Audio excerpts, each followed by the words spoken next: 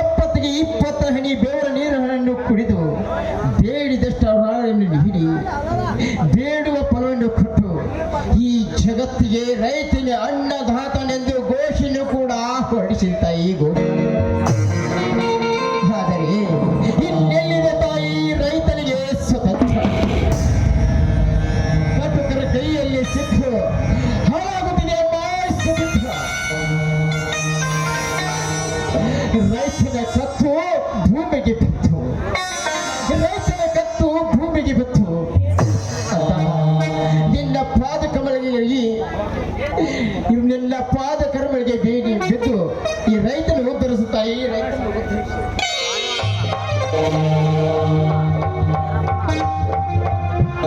ಸ್ವಾಮಿ, ನಂಬಿದವ್ರನ್ನ ಹೊತ್ತು ಕೈ ಬಿಡುತ್ತೇನೆ ಭೂಮಿ ತಾಯಿ.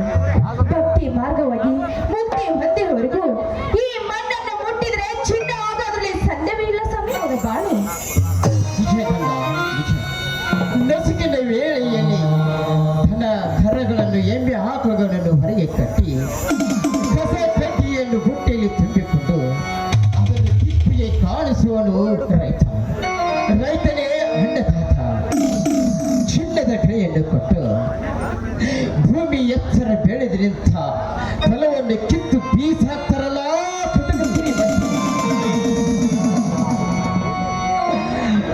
ಅಲ್ಲದೆ ಈ ಹಿಂದೆ ಮಳೆಯ ಅಡಚಣೆಗಾಗಿ 100 ಸೂರ್ಯಪಾನವನ್ನು ಮಾರಿದರು. ಆ ಹಣವೇನು ಕೈಗೆ ಹತ್ತಿಲ್ಲ. ಈ ವರ್ಷ ಭೂಮಿ ತಾಯಿ ಸಾಕಷ್ಟು ಬೆಳೆದು ನಿಂತಿದ್ದಾಳೆ. ಆದರೆ ಈ ರೈತನ ಒಂದು ಪೈಸೆ ಕೂಡ ಹಣ ಇಲ್ಲ ಗಂಗಾ, ಒಂದು ಪೈಸೆ ಕೂಡ. ಸ್ವಾಮಿ, ಮನೆ ಖರ್ಚು ಅಲ್ಲದೆ ಬೀಜ ಗೊಬ್ಬರ ಎಲ್ಲ ಖರ್ಚು ಉತ್ತರಿಸಿ ನಿಂತಾಗ ಈ ಸಲದ ಮಾಲಿನ್ಯದ ಹಣದಿಂದ ನಾವು ಹಣ ಚೆನ್ನಾಗಿ ಸಂಪಾದಿಸಲೇಬೇಕು ರೀ. ಹೌದು ಗಂಗಾ, ಮಣ್ಣಿನಲ್ಲಿ ಹುಟ್ಟಿ ಮಣ್ಣಿನಲ್ಲಿ ಬೆಳೆಯುವ ನಾವು ಮಣ್ಣಿನಿಂದ ಚಿನ್ನ ಬೆಳೆಯಬೇಕು ಗಂಗಾ. ಮಣ್ಣಿನಲ್ಲಿ ಚಿನ್ನ ಅಂದಾಗ ನಮ್ಮ ಕರ್ತವ್ಯ ದುಡಿಮೆ ದುಡ್ಡಿನ ತಾಯಿ. ಈ ಸಲ ಭೂಮಿ ತಾಯಿ ಸಾಕಷ್ಟು ಬೆಳೆದು ನಿಂತಿದ್ದಾಳೆ. ಆದರೆ ಈ ರೈತನ ಕಳೆಯನ್ನು ಕಳೆಯುವುದರಲ್ಲಿ ಸಂದೇಹವಿಲ್ಲ ಗಂಗಾ, ಸಂದೇಹವಿಲ್ಲ. ಈ ವರ್ಷ ಹೇಗಾದರೂ ಮಾಡಿ ನನ್ನ ತಮ್ಮ ಶಕ್ತಿಯನ್ನು ಮದುವೆ ಕಾರ್ಯ ಮಾಡಿ ಮುಗಿಸಿಬಿಡು. ಹೌದು ಸ್ವಾಮಿ ರೀ, ತಂದೆ ತಾಯಿ ಇಲ್ಲದೆ ತಪ್ಪಲೆಯಾದ ಆ ನನ್ನ ಮೈದನ ಈ 20ನೇ ವಯಸ್ಸಿನಲ್ಲಿ ಗಂಡುಗಲ್ಲಿ ಎನಿಸಿಕೊಂಡ ಆ ನನ್ನ ಮೈದನಿಗೆ ಬೇಗನೆ ಈ ಮನೆ ದಾರಿ ಹಿಡಿಸಲೇಬೇಕು ರೀ.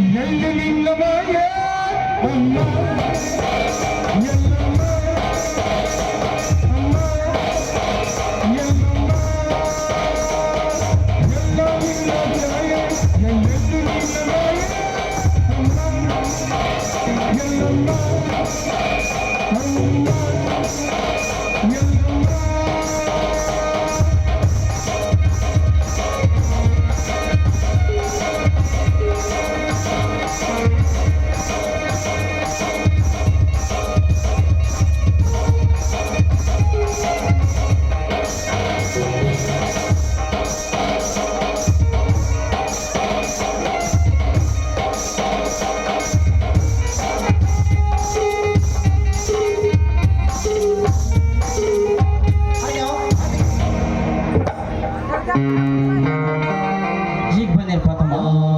ಹೌದಣ್ಣ, ಈಗಲೇ ಬಂದೆ. ಇದೇನಪ್ಪ ಮೈದನ ಕುಸ್ತಿ ಕಬಡ್ಡಿ ಅಂತ ಒಂದು ವಾರದ ಮನೆ ಬಂದ್ರೆ ನಿನಗೆ ಯಾರು ಹೇಳೋರು ಕೇಳೋರು ಇಲ್ಲ ಅಂತ ತಿಳ್ಕೊಂಡೇನೋ? ಅಂತ ತಪ್ಪು ದಾರಿ ಹಿಡಿಯೋಣ ರಾತ್ರಿಗೆ ಈ ನಮ್ಮ ಮೈದನ ಒಂದು ವಾರ ಮನೆ ಬರೆದು ತಿರುಗಿದರು. ಅಣ್ಣ ಅತ್ತಿಗರ ಹೆಸರನ್ನು ಜರಾಮರವಾಗಿ ಉಳಿಸಲಿಕ್ಕೆ ಹೋಗಿದ್ದು ಗೊತ್ತಿಲ್ಲಮ್ಮ. ಅಣ್ಣ ಅತ್ತಿಗರ ತುತ್ತು ಮಾಡಿ ಉಣಿಸಿದ ಭಾಗ್ಯ ರಾಜ್ಯ ಮಟ್ಟದ ಕುಸ್ತಿ ಸ್ಪರ್ಧೆಯಲ್ಲಿ ಕಣಕ್ಕೆ ಶಕ್ತಿ ಮಾಡಿಸಿ ಕಣಕ್ಕೆ ತಮ್ಮ ನೋಡಿಲಿ. ತಮ್ಮ, ನಿನ್ನ ಬಾಯಿಂದ ನನಗೆ ಅನ್ನ ಎಣಿಸಿಕೊಂಡ ನನ್ನ ಜನ್ಮ ಸಾರ್ಥಕವಾಯ್ತು ತಮ್ಮ, ಸಾರ್ಥಕವಾಯ್ತು.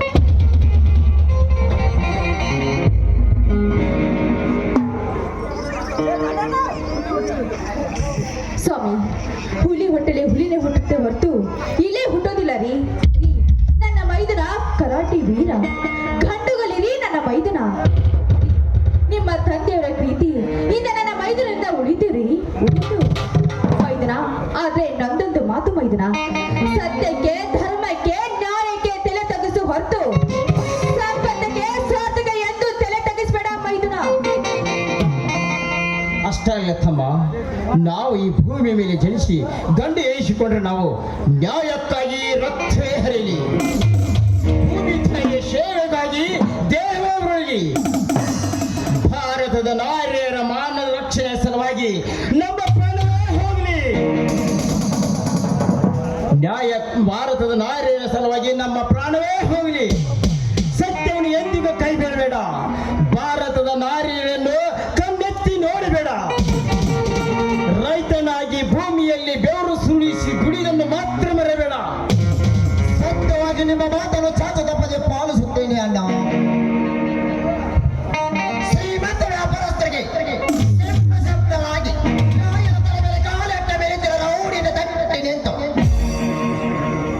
ಸತ್ಯದ ಸರಿ ಮಾರ್ಗವನ್ನು ನನ್ನೆದೆಗೆ ಅಂಟಿಸಿಕೊಂಡು ನಾಡನ್ನು ಉಳಿಸ ಭೂತಾಯಿ ಇದ್ರೆ ಭೂತಾಯಿಯ ಮಗನಾಗಿ ಮಡಿವೆ.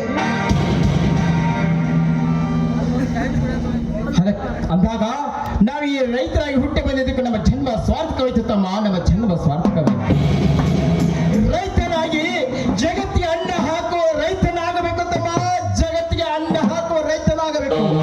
ವಿನಃ ಒಬ್ಬರನ್ನು ದಬಾಯಿಸಿ ಇನ್ನೊಬ್ಬರ ಕಾಲು ಕೆಳಗೆ ನಿಂತು ಕೈ ಒಡ್ಡಿ ಯಾವತ್ತೂ ಸಂಬಳ ಕೇಳಬೇಡಪ್ಪ, ಸಂಬಳ ಕೇಳಬೇಡ. ರೈತನಾಗಿ ದುಡಿದು 10 ಜನರಿಗೆ ಅನ್ನ ಹಾಕುವ ರೈತನಾಗು. ಎತ್ತಿನಂತಿಗೆ ದುಡಿದು ಭೂಮಿ ತಾಯಿಯಲ್ಲಿ ರೈತನಾಗು ತಮ್ಮ, ರೈತನಾಗು. ನಿಜ ಅಣ್ಣ.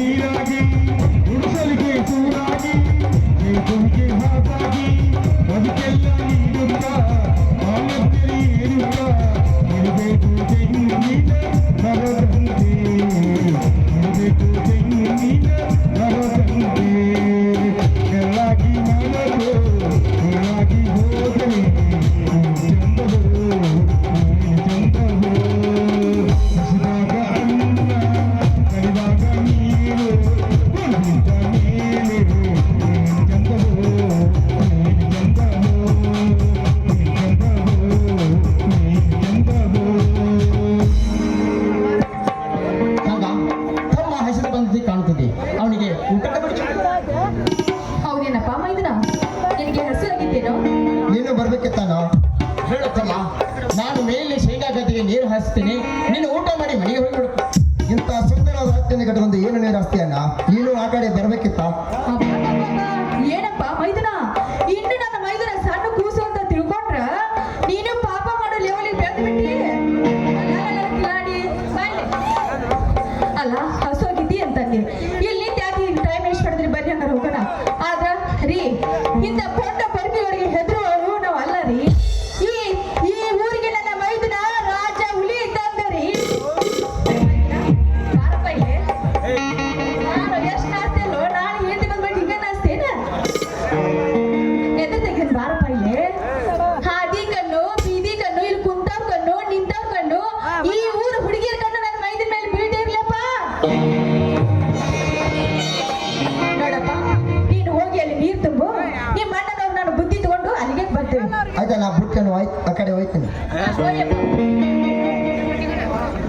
ರೀ, ನನ್ನ ಮೈದನ ಶಕ್ತಿ ಎಷ್ಟು ತುಂಟನೋ ನೋಡ್ರಿ. ತುಂಟನಿದ್ದರು ಬಹುದರು ಬಂಟನಿದ್ದಲಿ ಗಂಗಾ ನನ್ನ ತಮ್ಮ. ಪುಟ್ಟ ಹೃದಯವಾಗಿ ಹೃದಯದಲ್ಲಿ ನಮ್ಮನ್ನು ಪೂಜಿಸ್ತಾ ಇದ್ದಾನೆ. ಹೌದು ಸ್ವಾಮಿ, ನಿಮ್ಮ ಮಾತು ಸತ್ಯವಾಗಿದೆ. ಪುನರ್ಜನ್ಮದಲ್ಲಿ ರೈತನ ಎಣಿಸಿಕೊಂಡು ಈ ಅತಿಗೆಗೆ ಮೈದ ಎಣಿಸಿಕೊಂಡು ಜನಿಸಿ ಬರ್ಲಿ ಅಂತ ಆ ದೇವರಲ್ಲಿ ಬೇಡ್ಕೊತೇನ್ರಿ. ಹಾ ನೋಡ್ರಿ, ನೀವು ಬೇಗ ಸೀರೆಗೆ ನೀರು ಹಾಯಿಸಿ ಎತ್ತುಗಳು ತಗೊಂಡು ಬಂದ್ಬಿಡ್ರಿ, ನಾನು ಮನೆಗೆ ಹೋಗ್ತೇನೆ. ಇಲ್ಲೇ ಗಂಗಾ, ಆ ಗಂಗಾ ನದಿ ಹುಟ್ಟಿ ಜುಳುಜುಳಿ ಹರಿಯುವ ಹಾಗೆ ಹೋಗುತ್ತಿರುವಲ್ಲ. ಅಲ್ಲ, ಈ ಸುಂದರವಾದ ವನವಾಸದಲ್ಲಿ ಅಲ್ಲಿ ಮಾರುಗಂದೆ ಬೀಸುತ್ತಿದೆ. ಇದೇ ತಂಪಾದ ಗಾಳಿಯಲ್ಲಿ ಸೂಸಬಾರದೇ ಒಂದು ಗೀತೆ. ಚಿಕ್ಕ ಮಕ್ಕಳಂದರೆ ಹಾಡಿ ಬಿಡ ನಿಮ್ಮ ದಣಿದ ಮನೆ ತನಗಾಗುತ್ತೇನ್ರಿ. ಅಲ್ಲ ಕಡೆ, ಭೂಮಿ ತಾಯಿಯು ಕೂಡ ಹಸಿರು ಸೀರೆ ಬಿಟ್ಟು ಸಿಂಗಾರಿಸುವಾಗ ತನ್ನ ಮನವನ್ನು ಧನಿಸುತ್ತಾಳೆ, ತನ್ನ ಮನವನ್ನು ಧನಿಸುತ್ತಾಳೆ. ಆಗ್ಲಿ ರೀ ನನ್ನ ಪತಿ ದೇವರೇ, ನಿಮ್ಮ ಆಸೆಯಂತೆ ಆಗ್ಲಿ.